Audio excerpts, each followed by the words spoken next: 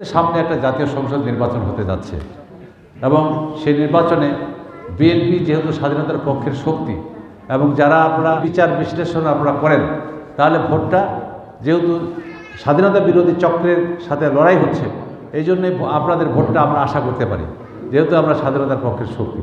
এখন বাকিটা আপনাদের বিবেচনা। সম্মানিত আমার মুক্তিযোদ্ধা ভাইয়েরা, আজকে বক্তব্য আর দেওয়ার কিছু নেই।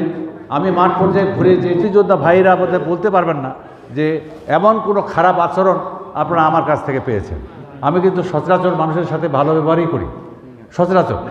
তো এটা সেই দিক দিয়ে বিচার বিশ্লেষণ করে যদি আপনাদের কাছে ভালো মনে হয় এবং দেশের স্বার্থে এই মুহূর্তে আমাদের যে একটা রাজনৈতিক একটা কোন্দল আছে, কিন্তু এই কোন্দলটা একমাত্র আমার মনে হয় বিশ্বাস, এবং আপনারাও এটা বিশ্বাস করবেন যে একমাত্র বাংলাদেশ জাতীয়তাবাদী দল বিএনপির হাতে যদি ক্ষমতা যায়, তাহলে সেই রাজনৈতিক পরিবেশটা স্বাভাবিক হয়ে যাবে এবং দেশের আমরা সুন্দরভাবে সবাই মিলেমিশে আমরা রাজনীতি করতে পারবো।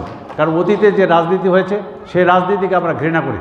আমরা ওই হিংসাত্মকমূলকভাবে যে আজকে আওয়ামী লীগ বেকায়দা পড়ছে, এই বেটাদের ধরো মামলা দো, এই হিংসাত্মক রাজনীতি আমরা বিশ্বাস করি না এবং আমরা কখনোই এটা করতে যাব না। আমি আজকে ওয়াদা করতে চাই আপনাদের সামনে, যদি আপনাদের ভোটে আমি নির্বাচিত হই, আপনাদের সকল দায়িত্ব, আওয়ামী লীগ নাই ঠিক আছে, আপনাদের সকল দায়িত্ব যেটা আওয়ামী লীগের কাছ থেকে আপনারা পেয়েছেন তার চাইতে বেশি আপনারা আমাদের কাছ থেকে পাবেন, এটুকু আমি আপনাদের সামনে ওয়াদা করি। যে কোনো বিপদ আপদের সামাজিক কর্মকাণ্ডে আপনারা ডাকবেন, স্মরণ করবেন, আসবেন, ইনশাল্লাহ আপনাদের কাজটা বেশি হবে।